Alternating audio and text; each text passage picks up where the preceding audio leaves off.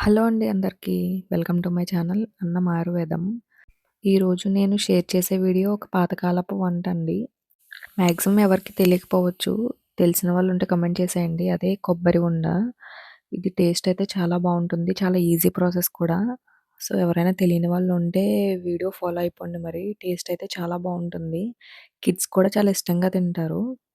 So, let's start the video. ఈ నేను చూపించే కప్ ఉంది కదండీ! దాంతో 2 కప్స్ ఆఫ్ కొబ్బరి వచ్చే వరకు మనం ఒక కొబ్బరికాయ తీసుకొని, అందులో వాటర్ అనేది తీసేసి మనం ఇలా మిక్సీ పట్టుకుంటే కొబ్బరి కూర అనేది రెడీ అయిపోతుందండి. 2 కప్స్ ఆఫ్ కొబ్బరి కూరకి సేమ్ బౌల్‌తో 1 కప్ ఆఫ్ బెల్లం అనేది తురిమి తీసుకుందాము. కొంచెం పెద్ద పీసెస్‌గా ఉన్నా పర్వాలేదండి. సో, చూస్తున్నారు కదా! 2 కప్స్ ఆఫ్ కొబ్బరి తురుము అండ్ సేమ్ కప్ ఆఫ్ బెల్లం 1 కప్ ఆఫ్ బెల్లం సరిపోతుంది. నెక్స్ట్ స్టవ్ ఆన్ చేసుకొని ఒక పాన్ పెట్టుకొని, అందులోనే మనం తీసుకున్న బెల్లం అనేది ఉంది కదా! అది అందులో యాడ్ చేసుకోవాలి. నెక్స్ట్ ఒక 2 స్పూన్స్ ఆఫ్ షుగర్ కూడా యాడ్ చేసుకుందాము. టేస్ట్ అనేది ఎన్హాన్స్ అవుతుంది.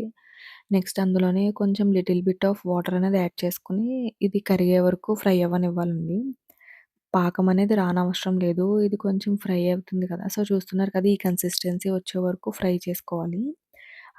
బెల్లం అనేది కరిగిన తర్వాత మనం ఆల్రెడీ తురిమి పక్కన పెట్టుకున్న కొబ్బరి తురుమనేది ఉంది కదా! సో, అది కొంచెం కొంచెంగా ఇందులో అనేది యాడ్ చేసుకోవాలండి.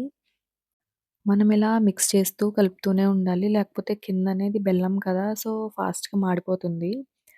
లో ఫ్లేమ్‌లో అలా కలుపుకుంటూ ఉండాలి. నెక్స్ట్ అది అలా ఉండగానే నెక్స్ట్ ఫ్లేవర్ కోసం ఇలాచీ అనేది దంచి వేసుకుందాము. ఇలాచీ దంచడానికి ఒక చిన్న టిప్ ఏంటంటే అందులో షుగర్ వేసి దంచితే ఫాస్ట్‌గా నలుగుతుందండి.